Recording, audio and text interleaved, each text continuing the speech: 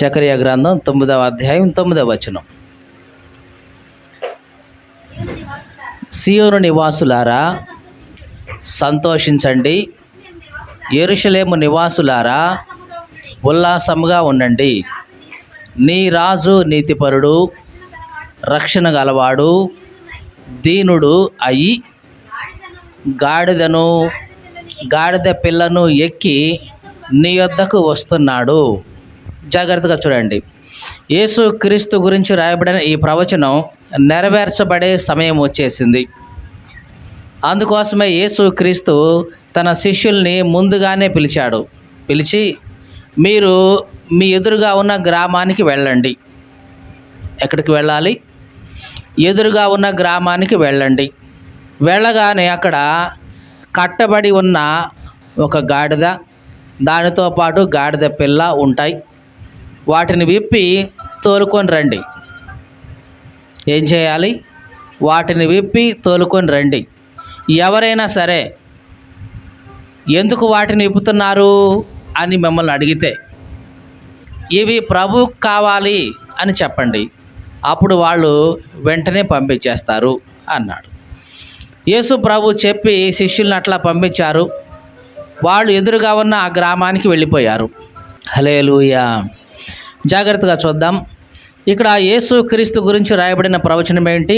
యేసు క్రీస్తు యెరూషలేముకు జయోత్సవంతో రావాలి. అలా వచ్చేటప్పుడు ఆయన ఏమి వాడాలి? గాడిద పిల్లను ఎక్కి రావాలి. ఎందుకు గాడిద పిల్లనే ఎక్కి రావాలి? గుర్రం ఎక్కి రావచ్చు కదా, రాజుగా వచ్చేవాడు. లేదు, ఇంకేదైనా వాహనం మీద రావచ్చు కదా, రథం మీద రావచ్చు కదా. ఎందుకు యేసు ప్రభువు గాడిద పిల్లనే వాహనంగా ఎంచుకోవాలి? ఒక గుర్రాన్నో, ఏదో ఒక జంతువునో, ఒక రథాన్నో, ఇంకా ఏదైనా వాహనంగా ఎంచుకోవచ్చు కదా. అంటే యేసు క్రీస్తు గురించి రాయబడిన ప్రవచనం అది. ఏమని? గాడిద పిల్లను ఎక్కి రావాలి.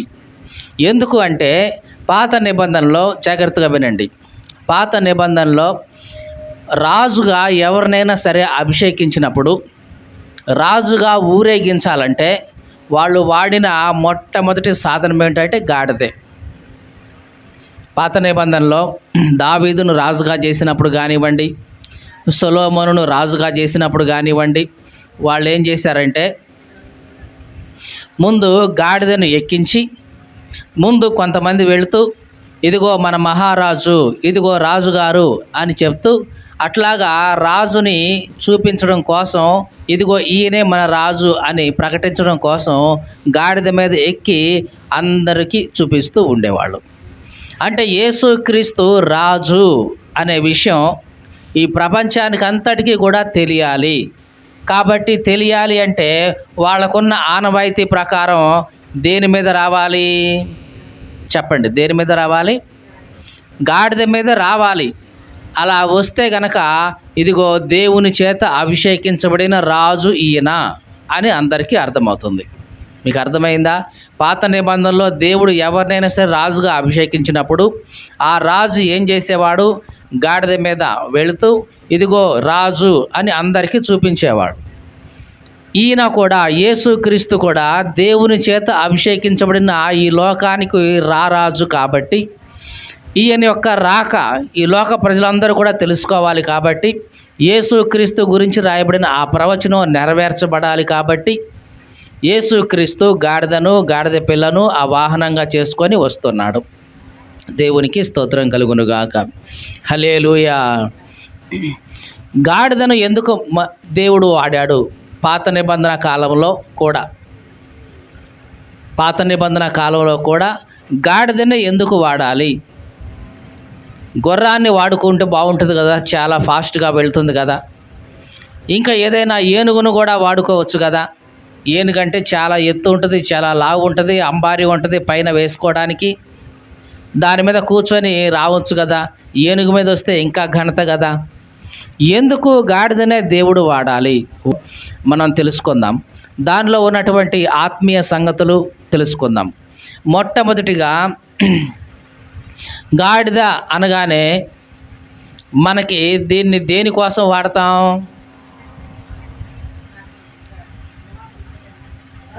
బరువులు మోయడానికి వాడతాం సరే.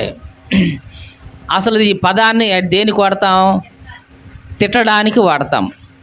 అంటే ఒక దూషణ పాలు అవ్వడానికి, నిందించడానికి, ఎదుటివాడిని తిట్టడానికి వాడుతున్న సహజంగా ఈ పదం ఏంటి? గాడిద. సహజంగా మనం కూడా ఎప్పుడు వాడుతూనే ఉంటాం. మన కొన్నిసార్లు కొడుకుల్ని ఇట్లాగే గాడిదని తిట్టే వాళ్ళు ఉంటారు, లేదా తప్పుడు పని చేసిన వాళ్ళని కూడా గాడిదని అంటూ ఉంటాం. ఇంక ఏదైనా చేయరాని పని చేసినా వాడు వచ్చి అడ్డగాడిదండి అని తిట్టేస్తూనే ఉంటాం. ఇట్లాగా ఒక దూషణాస్పదమైన పేరుగా ఉంది గాడిద అనేది కదా. ఈ లోకంలో మనిషి జీవితం కూడా ఇదిగో దీని స్వభావంతో పోల్చాడు దేవుడు. మీకు అర్థమైందండి? ఈ లోకంలో ఉన్న ప్రతి మానవుడు కూడా ఇదిగో ఈ జంతువు యొక్క స్వభావాన్ని పోలినవాడే. అంటే గాడిద లాంటి స్వభావాన్ని పోలినవాడే. ఏమిటి గాడిదలో ఉన్నటువంటి స్వభావాలు చూద్దాం. మొట్టమొదటిగా గాడిద యొక్క మనస్తత్వం ఎట్లాంటిదంటే అది మెడ వంగనిది. ఏమంటున్నా? మొట్టమొదటిగా మెడ వంగనిది. దాని మెడ ఎప్పటికీ కూడా వంగదు, వంచదు. అది ఎట్లా ఉన్న మెడ అట్లాగే ఉంచుతుంది. మనిషి కూడా ఈ లోకంలో అట్లాగే ఉంటాడు, మెడ వంచడు. మన భాషలో చెప్పాలంటే తలకాయ వంచడు. దేనికి తలకాయ వంచడు? దేవునికి తల వంచడు. ఈ లోకంలో చూడండి, మనిషి అన్నిటికీ తల వంచుతాడు కదా. డబ్బుకు తల వంచుతాడు, రాజకీయానికి తల వంచుతాడు, ఇంక దేనికో తల వంచుతాడు. కానీ దైవిక సంబంధమైన విషయాలకు మాత్రం మనిషి తల ఒగ్గట్లేదు. అవునా కాదా? ఆలోచించండి. దేవునికి దగ్గర రావడానికి మనిషి తల వంచట్లేదు. మోకరించి ప్రార్థన చేయడానికి మనిషికి తల వంగట్లేదు. దేవుని మాటలు విని దాని ప్రకారం నడవడానికి మనిషికి తల వంగదు. దైవికమైన కార్యాలలో మనిషి తల వంచలేని స్థితిలో ఉన్నాడు. అందుకోసమే దేవుడు మనిషికి సారూప్యంగా ఇదిగో ఈ జంతువును వాడుతూ ఉన్నాడు. కాబట్టి గాడిద యొక్క మొట్టమొదటి స్వభావం ఏమంటున్నాం? ఇది మెడ వంచని స్వభావం కలిగింది. అందుకనే పాత నిబంధనలో గనక మనం చూస్తే నిర్గమాకాండం 13వ అధ్యాయం 13వ వచనం, ప్రతి గాడిద తొలి పిల్లను వెల ఇచ్చి విడిపించాలి, దానికి మారుగా గొర్రె పిల్లను ప్రతిష్ఠించాలి. అట్లా దాన్ని విడిపించలేకపోతే దాని మెడను విరగదీసేయాలి. పాత నిబంధనలో దేవుడిచ్చిన ఆజ్ఞ ఇది. ఏమిటి ఆజ్ఞ అంటే ప్రతి తొలుచూలు కూడా దేవునికి ప్రతిష్ఠితమైంది. జాగ్రత్తగా వినండి. ప్రతి తొలుచూలు కూడా దేవునికి ప్రతిష్ఠించాలి. ఎందుకు తొలిచూలి దాన్ని దేవునికి ప్రతిష్ఠించాలి అని దేవుడు చెప్పాడు అంటే, ఒకప్పుడు ఇశ్రాయేల్ అందరూ కూడా ఐగుప్తులో ఉన్నారు. మనందరికీ బాగా తెలిసిన విషయమే. ఇశ్రాయేల్ అందరూ కూడా ఐగుప్తులో ఉన్నారు. దాదాపుగా 400 సంవత్సరాలు బానిసలుగా అక్కడే ఉన్నారు. ఈ 400 సంవత్సరాల తర్వాత దేవుడు మోషేని పంపించాడు విడిపించడానికి. ఫరో ససేమిరా అన్నాడు. ఆ రకంగా 10 తెగుళ్ళు ఆ దేశం మొత్తం మీదకి పంపించి తన బిడ్డలైన ఇశ్రాయేలుని దేవుడు విడిపించాడు. ఆ 10వ తెగులుగా, చివరి తెగులుగా ఏం వాడంటే దేవుడు ఐగుప్తు యొక్క తొలుచూలు సంతానమంతా చనిపోయేలాగా, ఐగుప్తు యొక్క తొలుచూలు సంతతి అంతా కూడా చనిపోయేలాగా ఆ తెగులు వాడాడు. అంటే రాజు సింహాసనం మీద ఉన్న రాజు బిడ్డ దగ్గర మొదలుకొని బానిస బిడ్డ కూడా తొలిచూలు బిడ్డ. ఉదాహరణకి ఒక కుటుంబంలో 10 మంది పిల్లలు ఉన్నారు. ఆ 10 మంది పిల్లల్లో మొట్టమొదటి వాడు చనిపోతాడు. ఆ 10 మందికి పెళ్ళిళ్ళు అయిపోయినాయి. వాళ్ళకు కూడా ఒక్కొక్కళ్ళు పుడతారు కదా, మొట్టమొదటి వాడు, వాళ్ళు కూడా చనిపోతారు. ఇట్లాగా ఐగుప్తు దేశం అంతా కూడా ప్రతి ఇంటిలో కనీసం ఒక శవం లేచింది ఆ దినం, ఆ రాత్రి.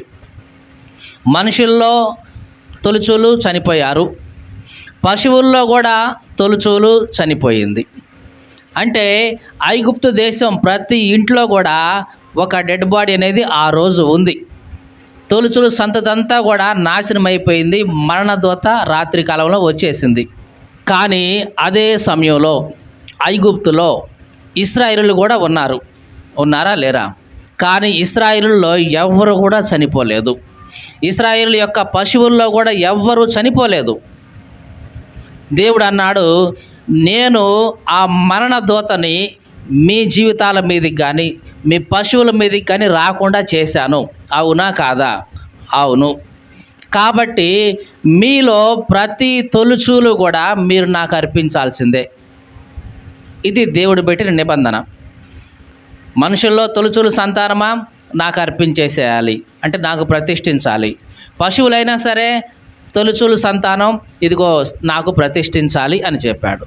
ఇలాగా చెప్తూ ఉన్నప్పుడు గాడిదను కూడా తొలుచూలు సంతానం మరి అర్పించాలా వద్దా చెప్పండి?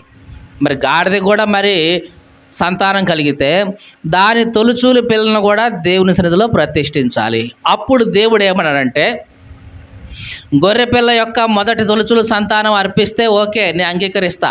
కానీ గాడిద యొక్క తొలుచూలు సంతానం తీసుకొచ్చి పెడుతున్నావా గాడిద పిల్లని, ఇది నేను అంగీకరించను.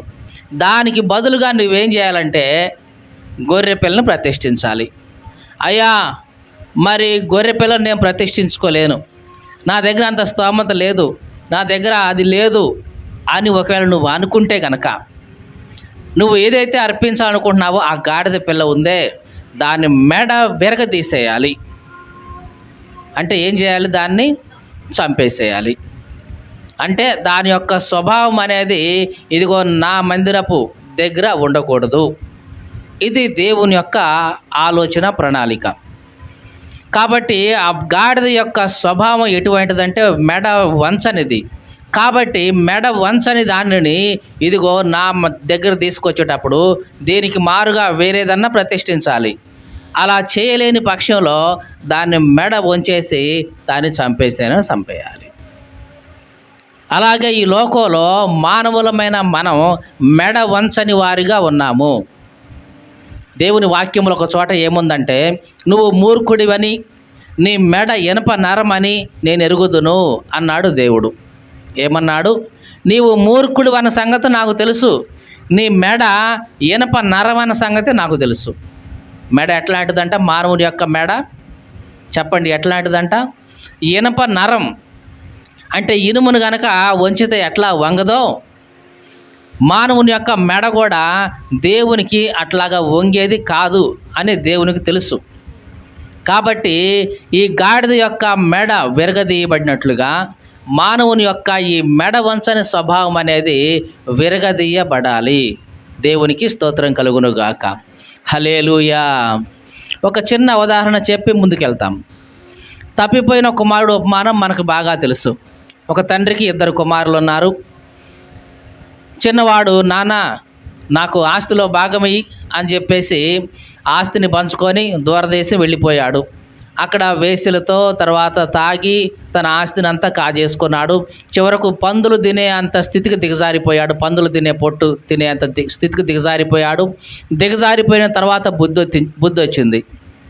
అరే, నేను ఆకలితో బాధపడుతున్నాను, నా తండ్రి ఇంటి దగ్గర చాలామంది పనివాళ్ళు ఉన్నారు, వాళ్ళకి అన్నం సమృద్ధిగా ఉంది, ఏది ఏమైనా సరే నా తండ్రి దగ్గరకు పోయి నా తప్పు ఒప్పుకుంటా, నీకు విరోధంగా నేను పాపం చేశాను, పరలోకానికి విరోధంగా నేను పాపం చేశాను, నీ కొడుకుని అనిపించుకోవడానికి నేను యోగ్యుడిని కాదని చెప్పి నీ కూలి వాళ్ళు ఒకటిగా అన్న పెట్టుకోమని చెప్తాను అని చెప్పి బయలుదేరిపోయాడు. దూరంగా ఉండగానే తండ్రి ఇతన్ని చూసి పరిగెత్తుకుని వచ్చాడు. అక్కడ రాయబడిన మాట ఏమిటంటే, తండ్రి తన కుమారుణ్ణి కౌగిలించుకొని మెడ మీద ముద్దు పెట్టాడు అని ఉంటుంది. మీకు అర్థమైందా? కుమారుని యొక్క మెడ మీద ముద్దు పెట్టాడు. ముద్దు పెట్టడానికి ఏ చోటు దొరకలేదా తండ్రికి? ఏమండి, మీరు ఆలోచించండి. రాగానే కుమారుని ముఖం మీద పెట్టుకోవచ్చు, ముద్దు బొగ్గల మీద పెట్టుకోవచ్చు, పెదాల మీద పెట్టుకోవచ్చు, నుదుటిపై పెట్టుకోవచ్చు, ఎన్ని ఉండగా కౌగిలించుకొని మెడ మీద ఎందుకు ముద్దు పెట్టాలి? ఒకప్పుడు ఈ మెడ తండ్రి ముందు వంగలేదు. మీకు అర్థమైందా? ఒకప్పుడు ఈ కుమారుని యొక్క మెడ తండ్రి ముందు వంగలేదు. నిటారుగా ఉండి నేను నా ఆస్తి నాకు ఇచ్చే నేను పోతా అని మెడ నిటారుగా ఉంచేసి తండ్రికి దూరంగా పోయిన మెడ ఇది. కానీ ఇప్పుడు ఈ మెడ తిరిగి వచ్చేసింది తండ్రి ముందు వంగుతా ఉన్న మెడ ఇది. అందుకనే ఆ మెడ ఇప్పుడు ముద్దొస్తుంది తండ్రికి. మీకు అర్థమైందండి? తిరిగి వచ్చిన తర్వాత ఆ వంచిన మెడ తండ్రికి ముద్దొస్తూ ఉంది. దేవునికి స్తోత్రం కలుగునుగాక. హల్లెలూయా. ఈ మాటలు వింటున్న ప్రియ సహోదరి సహోదరుడా, ఎంతకాలం మెడ వంచని వాడుగా ఉంటావు దేవుని ముందు? నువ్వు తిరిగి వస్తే నీ మెడ దేవునికి ఎంతో ముద్దొస్తుంది. నువ్వు తిరిగి వస్తే నువ్వు ముసలివాడవైనా సరే నువ్వు దేవునికి ఎంతో ముద్దొస్తావు. తెలుసా అండి? దేవుడు అన్నాడు, ఇదిగో నిన్ను చంకనెత్తుకునేవాడిని నేనే, తల నెరిసే వరకు నిన్ను ముద్దాడేవాడిని నేనే. ఎప్పుడు దాకంట?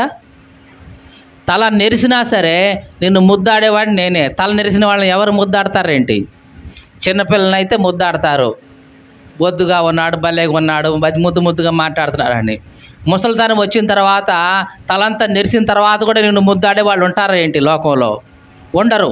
కానీ దేవుడు అన్నాడు, నీవు చిన్నతనంలో ఉన్నప్పుడు దేవునికి నువ్వు ఎంత ముద్దు వస్తున్నావో, నీవు తిరిగి వచ్చినా సరే దేవునికి నువ్వు అంత ముద్దుగానే ఉన్నావు. నీ వయసుతో సంబంధం లేదు. దేవునికి నువ్వు లోబడి ఉంటే చాలు, నీవెప్పుడు దేవునికి ముద్దు బిడ్డవే.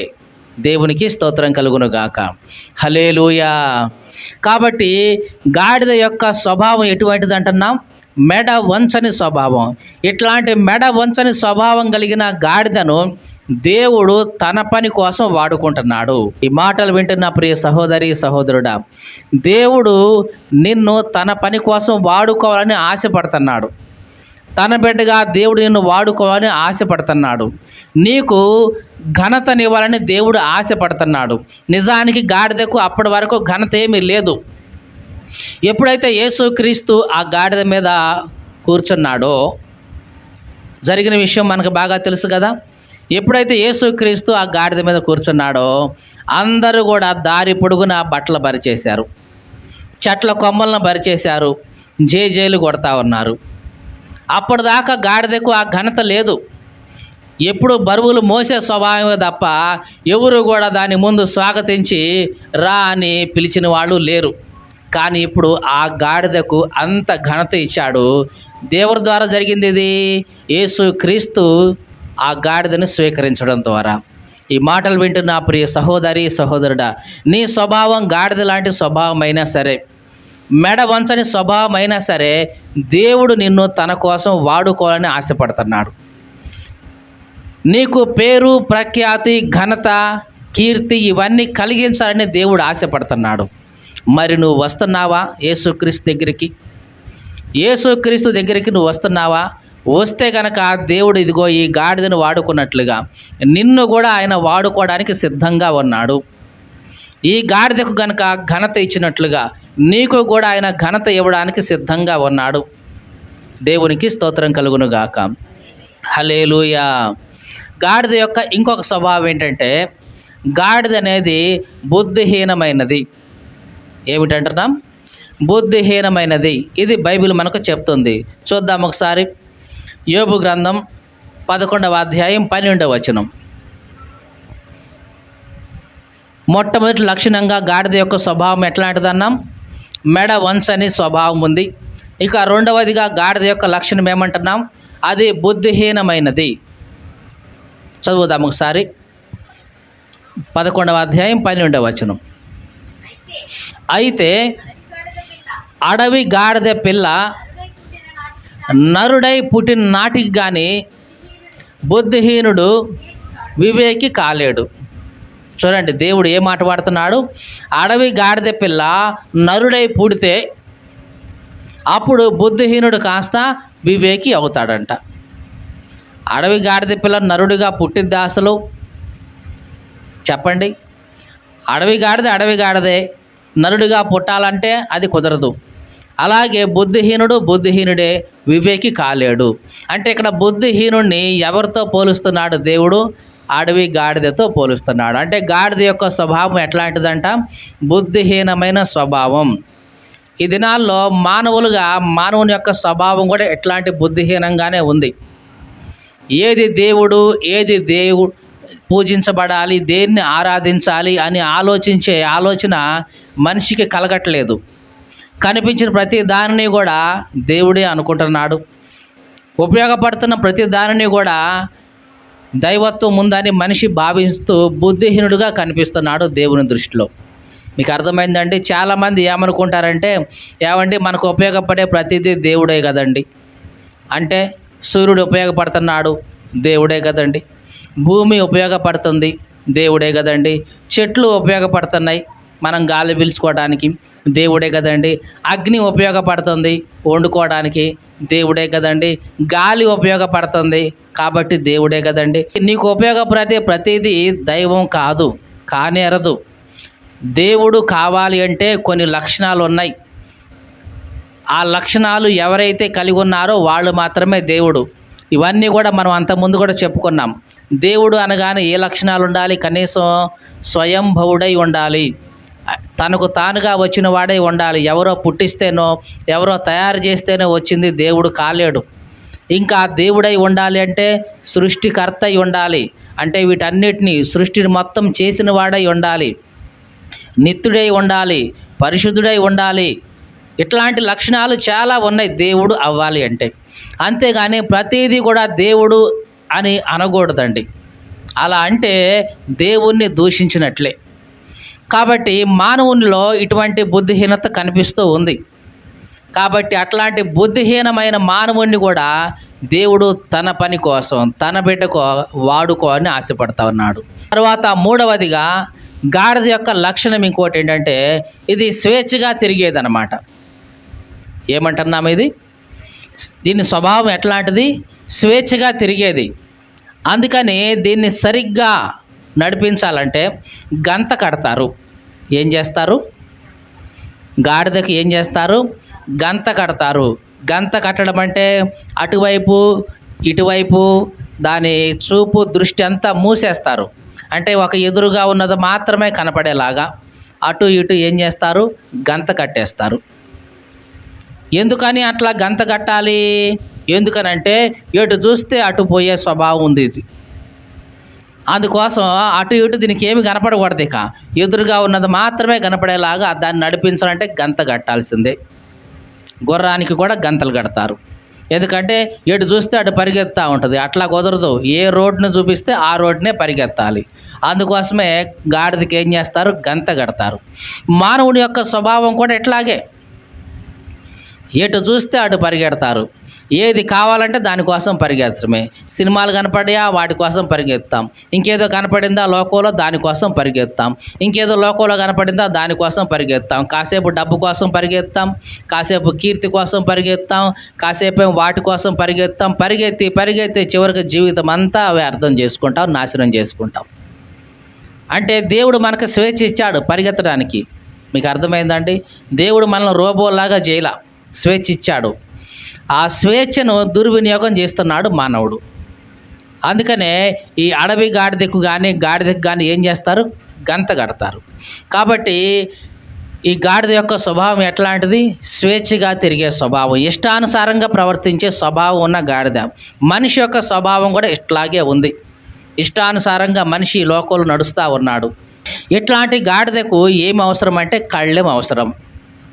అలాగే మానవునికి కూడా కళ్ళెం అనేది అవసరం. నోటికి కళ్ళెం అవసరం. ఏది పడితే అది మాట్లాడకూడదు, ఏది పడితే అది తినకూడదు. తినొచ్చా? ఏది పడితే అది తాగొచ్చా? ప్రతిదీ నోటికి కళ్ళెం ఉండాలి, తినే తిండికి కళ్ళెం ఉండాలి, తాగే దానికి కళ్ళెం ఉండాలి, మాట్లాడే మాటకి కూడా కళ్ళెం ఉండాలి. అలా కళ్ళెం ఉంటేనే ఇది సరిగ్గా ముందుకెళ్తూ ఉంటుంది ఈ గాడిద. ఇట్లాంటి స్వభావం ఉన్న గాడిద చివరికి ఏమైందంటే కట్టబడి ఉంది. అది ఎట్లా ఉంది? కట్టబడి ఉంది, బయటికి రాట్లా. ఒకవేళ దాన్ని ఇప్పితే గనక ఇష్టం వచ్చినట్లుగా తిరిగేస్తుంది. కానీ ఇప్పుడు దేవుడు ఏమన్నాడంటే దాన్ని విప్పి తోలుకొని రండి. దేవునికి స్తోత్రం కలుగునుగాక. హల్లెలూయా. యేసుక్రీస్తు ఆ గాడిదను వాడుకోవాలని ఆశపడుతున్నాడు. కానీ అది ఏమై ఉంది? కట్టబడి ఉంది. దేనితో కట్టబడి ఉంది? దేంతో కట్టేస్తారండి గాడిదను? చెప్పండి, దేంతో కట్టేస్తారు? కట్లుతోనే కదా, తాడుతోనే కదా. అలాగే మానవుడు కూడా ఈ లోకంలో కట్టబడి ఉన్నాడు. దేనితో? పాపముతో కట్టబడి ఉన్నాడు. పాపము చేత బంధించబడి ఉన్నాడు మనిషి. అపరాధముల చేత బంధించబడి ఉన్నాడు మనిషి. బైబిల్ ఏం చెప్తుందంటే మానవుడు తన పాప పాశముల వలన బంధింపబడ్డాడు అని ఉంది. పాప పాశములు చదువుదాం ఒకసారి ఆ మాట. యెషయా గ్రంథం 5వ అధ్యాయం 18వ వచనం. యెషయా గ్రంథం 5వ అధ్యాయం 18వ వచనం.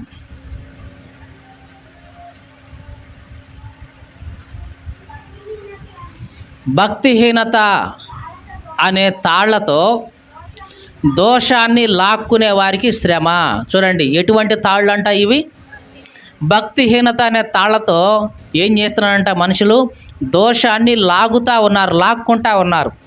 ఈ లోకంలో మనుషులు కూడా ఇట్లాగే ఉన్నారు. వీళ్ళకున్న తాళ్ళు ఏమిటంటే భక్తిహీనత అనే తాళ్ళు, అంటే భక్తి లేని జీవితం. ఈ భక్తి లేని జీవితం అనే ఈ తాడుతో వీళ్ళు ఏం చేసుకుంటున్నారు? దోషాన్ని లాక్కుంటున్నారు వాళ్ళ జీవితాల్లోకి. ఇంకా చదువుదాం తర్వాత మాట. బండి మోకుల చేత పాపమును లాక్కునే వారికి శ్రమ. బండి మోకులు అంటే తెలుసా అండి మీకు? చిన్న చిన్న తాళ్ళు కాదు, ఇంత లావు తాళ్ళు ఉంటాయి. ట్రాక్టర్కి కట్టే తాళ్ళు, లారీలకు కట్టే తాళ్ళు ఉంటాయి. వాటిని ఏమంటామంటే బండి మోకులు అంటాం. బండి మోకులు అంటే ఆ బండ్లు తోలే వాళ్ళకి బాగా అర్థమవుద్ది, ట్రాక్టర్ ఉన్న వాళ్ళకి అర్థమవుద్ది. మోకు అంటే ఇంత పెద్ద పెద్ద లావు ఉన్న తాడు, చాలా పొడుగున్న తాడు తీసుకుంటారు, దాన్ని మోకులు అంటారు. ఇట్లాగా బండి మోకుల చేత పాపాన్ని లాక్కుంటున్నారు మనిషి. ఈ మాటలు వింటే నా ప్రియ సహోదరి సహోదరుడా, నీ జీవితంలో ఇది నిజం కాదా? భక్తిహీనత అనే తాడుతో నీ జీవితం మీదకి దోషాన్ని లాక్కోవట్లేదా? బండి మోకులతో నీ పాపాన్ని నువ్వు లాక్కోవట్లేదా? ఇంకా చూద్దాం ఒకసారి సామెతల గ్రంథం కూడా చూద్దాం. సామెతల గ్రంథం 5వ అధ్యాయం 22వ వచనం. సామెతల గ్రంథం 5వ అధ్యాయం 22వ వచనం. దుష్టుని యొక్క దోషములు వానిని చిక్కులో పెడతాయి, వాడు తన పాప పాశముల వలన బంధింపబడును. చూడండి, దుష్టుని యొక్క దోషాలు ఏం చేస్తాయి? వాడిని చిక్కులో పెట్టేస్తాయి. మరి వాడు ఎట్లా బంధించబడతాడంట? పాప పాశముల వలన బంధించబడతాడు. అంటే పాశము అంటే తినేది అనుకునేరు. మనకి ఏం అర్థమవుద్దంటే పాశము అనగానే తినేది అర్థమవుద్ది. పాశము కాదు, దాన్ని పాయసము అంటారు. దాన్ని మనం నోరు తిరగదు కదా మనకి. పాయసము అని అంటే అదేదో వింతగా అనిపిస్తుంది, అందుకని దాన్ని పాశం అంటాం. పాశం వండావమ్మా, పాశం తిన్నారమ్మా అని అంటాం. పాశము కాదు, అది పాయసము. కానీ ఇక్కడ పాశము అంటే అర్థం ఏమిటంటే తాడు. పాశము అంటే తాడు. మీరు అప్పుడప్పుడు చేతిలో చూస్తుంటారు, యముడి చేతిలో పాశం ఉందని అంటారు. యముడి చేతిలో ఏముందంట? యమ పాశం ఉంటుందంట.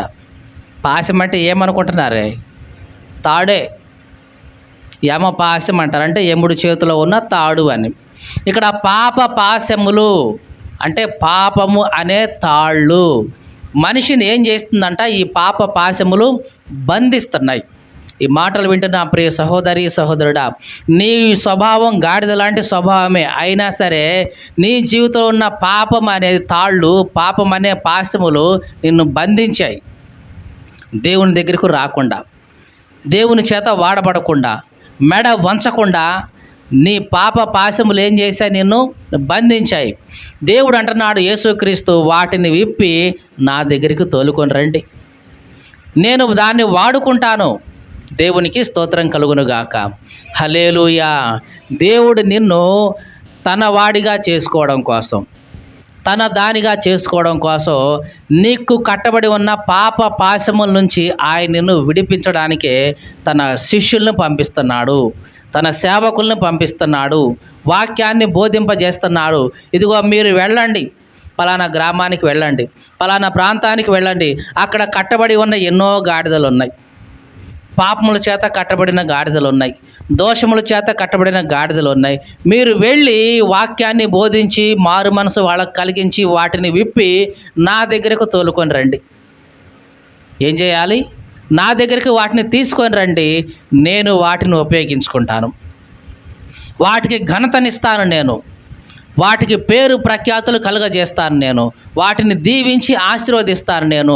కాబట్టి మీరు వెళ్ళి ఆ కట్లు విప్పి నా దగ్గరికి వాటిని తీసుకొని రండి అని అనేక మంది శిష్యులను ఆనాడు పంపినట్లుగా ఈనాడు కూడా దేవుని సేవకులను దేవుడు ఏం చేస్తున్నాడు?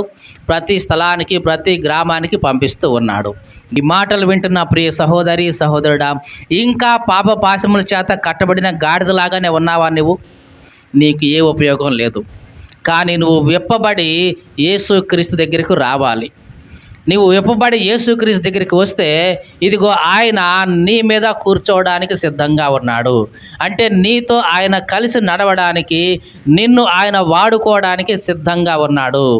మరి నువ్వు సిద్ధమేనా యేసుక్రీస్తు దగ్గరికి రావడానికి?